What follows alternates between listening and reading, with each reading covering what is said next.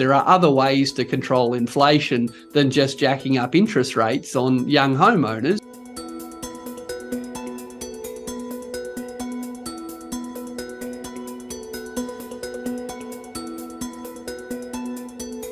But it's important to think that errors by the central bank can have huge impact. You know, if we have a higher unemployment rate than we need to have, then that could be tens of thousands of people who are out of employment and affecting those people's, well-being.